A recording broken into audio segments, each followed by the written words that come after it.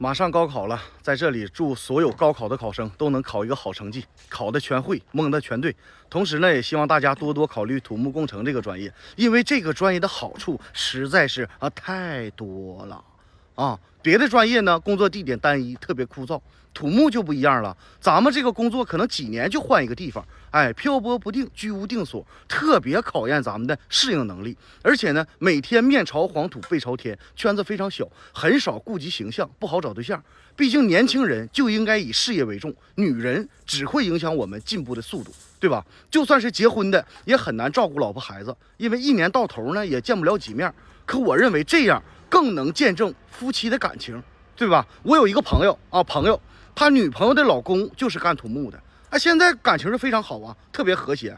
咱再说一下这个工作制度，别的行业呢可能是996，而我们呢是007，这样呢能更好的体现出我们的社会价值啊。年轻人嘛，不要太安逸，埋头苦干才能行稳致远。再说一下啊，特别是干这行的非常好攒钱，只要你不经常跑去洗脚啊，到年底一定会有一笔不菲的收入，因为工资不发呢是习惯性的，这属于被动攒钱啊。现在的年轻人有几个有存款的？所以说嘛，这个是为你们好，对吧？再说一下啊，最后土木工程的大门永远向你们敞开。干啥去？出去吃口饭去。工地没有食堂啊？哎，太贵了，还难吃。